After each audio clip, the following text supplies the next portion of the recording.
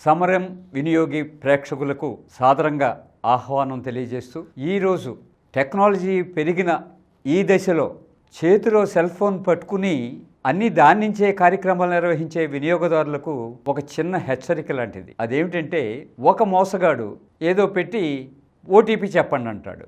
OTP చెప్పిన వెంటనే మన ఫోనులోని డీటెయిల్స్ అన్నీ వాళ్ళు లాగేసుకుంటారు. ఇలాగ ఎన్నో రకాలైన పద్ధతులు అవలంబిస్తూ క్షణక్షణం లక్షలాది మంది వినియోగదారులను వేటాడుతూనే ఉన్నారు. ఎవరు? ఈ అంతర్జాల దొంగలు. అంతర్జాలం అంటే ఇంటర్నెట్లో కూడా దొంగలు ఉంటారన్నది అర్థమైంది ఇప్పుడు. అంచేత అలాగే వినియోగదారులు నష్టపోవడం కూడా జరుగుతుంది. ఎలా నష్టపోతున్నారంటే, ఈ మధ్యనే తెలంగాణలో ఒక ప్రభుత్వ అధికారి ఒక పేపర్లో ఇచ్చిన ఉదంతం ప్రకారము సుమారుగా 1000 కోట్ల రూపాయలు ఈ సైబర్ థీవ్స్ వల్ల వినియోగదారులు కోల్పోతున్నారు అన్నది అర్థమవుతుంది. గతంలో ఎప్పుడో లీగల్ మెట్రాలజీ డిపార్ట్మెంట్ వారు సరి అయిన చర్యలు తీసుకోలేకపోవటం వల్ల, తూనికలు కొలతల్లోని అరాచకాలని అరికట్టలేకపోవటం వల్ల 1 సంవత్సరంలో మొత్తం వినియోగదారులంతా కలిసి 2000 కోట్ల రూపాయలు నష్టపోతున్నారని బాధపడే రోజుల నుంచి ఈరోజు సైబర్ క్రైమ్స్లో 1000 కోట్ల రూపాయలు నష్టపోతున్నారన్నది వింటుంటే చాలా ఆశ్చర్యకరంగా ఉంటుంది.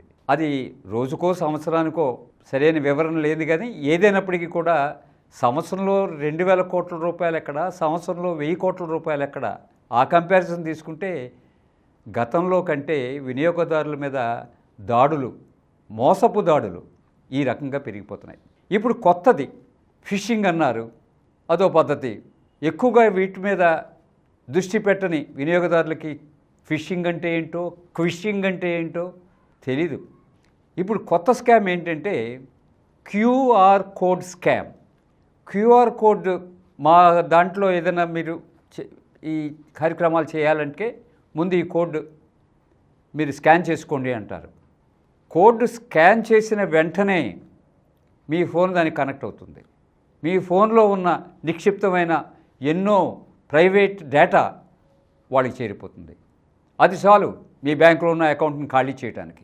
అందుచేత భవిష్యత్తులో అలాగా మీరు మోసానికి గురి కాకుండా ఉండాలంటే క్యూఆర్ కోడ్ అసలు మీరు ఎందుకు స్కాన్ చేయాలి?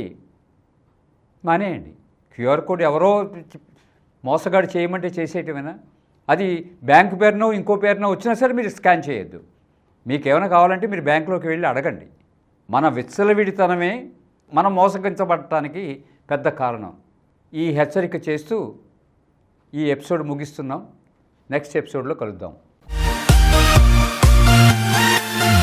ఈ కార్యక్రమం మీకు ఎంతో నచ్చింది కదా? ఇటువంటి మరిన్ని వీడియోల కోసం అనతి కాలంలోనే 20 కోట్లకు పైగా వ్యూస్ సాధించిన సమరం ఛానల్ సమర్పించు సమరం వినియోగి ఛానల్కు సబ్స్క్రైబ్ చేయండి, లైక్ చేయండి, మీ ఫ్రెండ్స్కి షేర్ చేయండి. అలాగే ప్రక్కనున్న గంట సింబల్ని ప్రెస్ చేయడం మర్చిపోకండి.